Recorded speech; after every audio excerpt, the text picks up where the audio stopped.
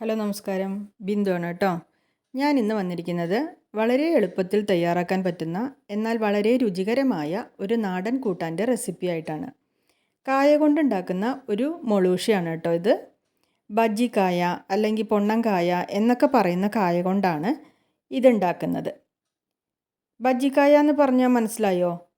ഇതാണ് കേട്ടോ ബജ്ജിക്കായ. ഇതിനെ പൊണ്ണങ്കായ എന്നും പറയും. അപ്പോൾ ഇനി ഇതുകൊണ്ട് നമുക്കൊരു മൊളൂഷി ഉണ്ടാക്കാം. ഇതിന് വേണ്ടിയിട്ട് ഞാൻ കുറച്ച് പരിപ്പ് എടുത്തിട്ടുണ്ട്. ഏകദേശം 2 പിടി പരിപ്പുണ്ട്. ഇത് കഴുകി വൃത്തിയാക്കി എടുക്കാം.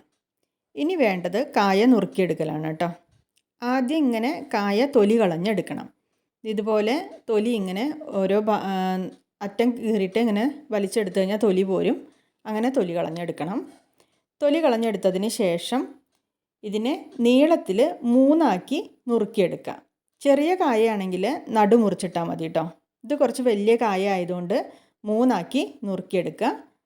ഇങ്ങനെ നുറുക്കിയതിന് ശേഷം വീണ്ടും അതിനെ ചെറിയ കഷ്ണങ്ങളാക്കി നുറുക്കിയെടുക്കുക. ഇങ്ങനെയാണ് കായ നുറുക്കുന്ന രീതി.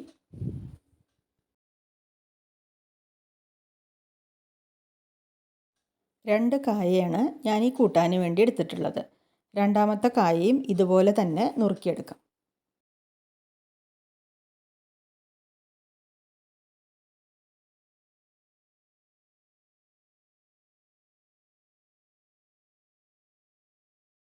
നുറുക്കിയ കായയെല്ലാം ഇതുപോലെ വെള്ളത്തിലിട്ട് വയ്ക്കണം, അല്ലെങ്കിൽ കായ കറുപ്പ് കളറാവും. ഇനി പരിപ്പ് കഴുകിയെടുത്തതും നുറുക്കിയ കായ കഴുകിയെടുത്തതും കൂടി കുക്കറിലേക്ക് ഇട്ട് കൊടുക്കാം. പാകത്തിന് വെള്ളം ഒഴിച്ചു കൊടുക്കാം. കഷ്ണവും വെള്ളവും ഒപ്പം നിൽക്കണം, ആ രീതിക്ക് വെള്ളം ഒഴിച്ചു കൊടുക്കുക. 1 ടീസ്പൂൺ മഞ്ഞൾപ്പൊടി, 2 ടീസ്പൂൺ മുളക് പൊടി, ഇത്രയും ചേർത്ത് നന്നായി ഒന്ന് ഇളക്കി കൊടുക്കാം. തൽക്കാലം ഇതിലിപ്പോൾ ഉപ്പ് ചേർക്കണില്ല കേട്ടോ. വേവിച്ചതിന് ശേഷം ഉപ്പ് ചേർക്കാം. ഇപ്പോൾ കുക്കർ അടച്ച് വെച്ച് വേവിക്കാം. വേവിച്ചതിന് ശേഷം കുക്കർ തുറന്നു. കഷ്ണങ്ങളൊക്കെ നന്നായി വെന്ത് കിട്ടിയിട്ടുണ്ട്. സ്റ്റൗവ് ഫുൾ ഫ്ലെയിമിൽ വെച്ചിട്ട് 4 വിസിലടുപ്പിച്ചു. എയർ ഫുള്ള് പോയതിന് ശേഷം കുക്കർ തുറന്നതാണ് കേട്ടോ. ഇനി ഇതിൽ ആവശ്യത്തിനുള്ള ഉപ്പ് ചേർത്ത് കൊടുക്കാം. ഇനി ഇത് ചെറുതായിട്ടൊന്നിങ്ങനെ ഉടച്ചു കൊടുക്കാം.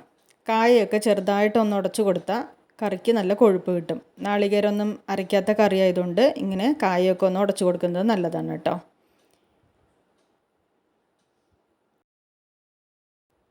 ഇനി ഇതിലേക്ക് കുറച്ച് കറിവേപ്പില ഇട്ട് കൊടുക്കാം.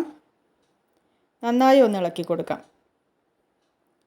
ഇനി കുറച്ച് പച്ച വെളിച്ചെണ്ണ ഒഴിച്ചു കൊടുക്കാം. ഒന്നുകൂടെ നന്നായി ഒന്ന് ഇളക്കി കൊടുക്കാം. ഇതിന് ശേഷം കുക്കർ അടച്ച് വയ്ക്കാം.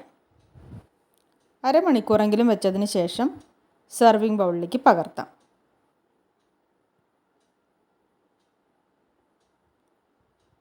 അപ്പോൾ ഇത്രയേ ഉള്ളൂ. ടേസ്റ്റിയായ കായ മൊളൂഷ്യം റെഡിയായി. ഈ വീഡിയോ നിങ്ങൾക്ക് ഇഷ്ടമായെങ്കിൽ ലൈക്ക് ചെയ്യാനും ഷെയർ ചെയ്യാനും കമൻറ്റ് ചെയ്യാനും മറക്കല്ലേ കേട്ടോ. പിന്നെ എൻ്റെ ചാനലൊന്ന് സബ്സ്ക്രൈബ് ചെയ്യണേ. ബെൽ ബട്ടൺ കൂടി ഒന്ന് പ്രസ് ചെയ്യണം കേട്ടോ. അപ്പോൾ അടുത്ത വീഡിയോയിൽ കാണുന്നത് വരെ എല്ലാവർക്കും നന്ദി, നമസ്കാരം.